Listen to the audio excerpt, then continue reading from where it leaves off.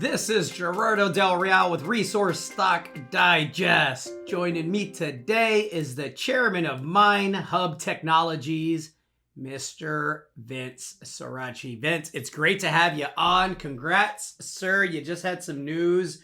MineHub has achieved record revenue in fiscal year 2025 Q1 with accelerating activity across the board. You are now up to, I believe, over 165 companies. And I think the quality of the partners that you're attracting, the likes of Codelco, Sumitomo, SureComp, and Southwire, among others, speaks to the moat that MineHub has. And I absolutely believe that the next couple of quarters and couple of years are going to be transformational ones in the space.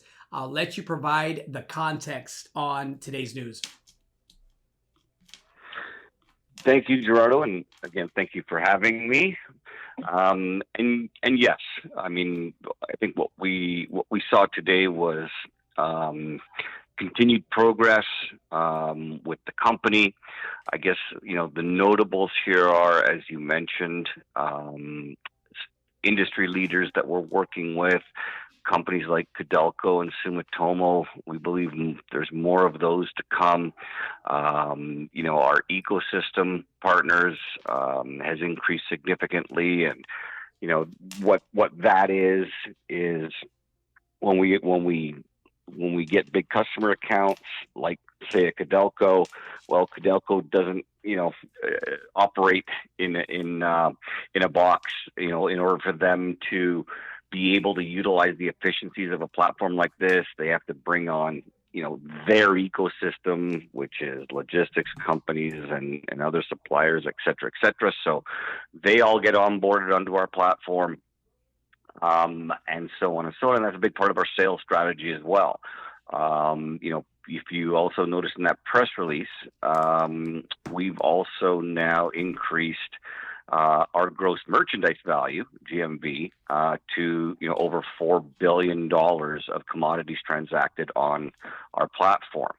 And what that metric is good for is we can grow into that. How our pricing models work, et cetera, we have a big ecosystem already on the platform. Well, when the major customers push them on, they come on as kind of free users, and that's our target market to convert them into full paying customers. And so that $4 billion GMV is a good metric to the potential right now that we can even grow into, let alone having new customers and additional customers come onto the platform.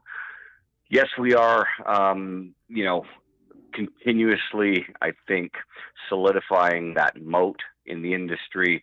That is our communications with the market and the new potential customers that we continue to talk to. There's no one else out there offering what we offer to the market.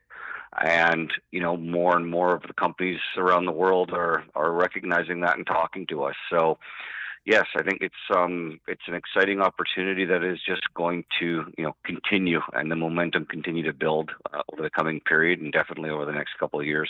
Well, listen, I'm looking forward to seeing the company be profitable. You are on a fast track towards that.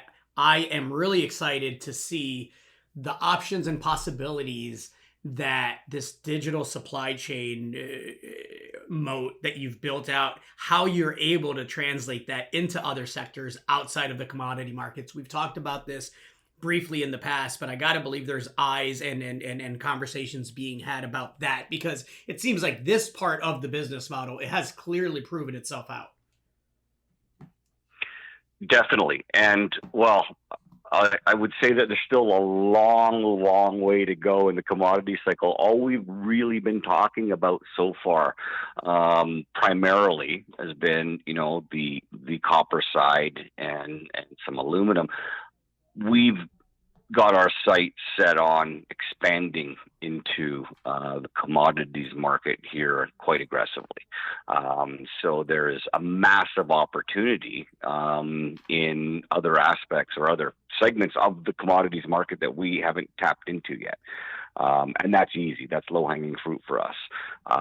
Another aspect that's pretty relative to the commodities markets, because a lot of our customers are involved in adjacent markets like chemicals that our customers are involved with because of their mining operations and or current operations. So there is a bunch of low-hanging fruit now that we can start moving aggressively into, and are going to start moving aggressively into, before we even start thinking of broader markets. You may be alluding to something, like in industrial products or things like that. But the platform is material agnostic, and it's got a pretty bright future ahead of it with respect to what it can morph into, even outside the commodities markets, as you mentioned.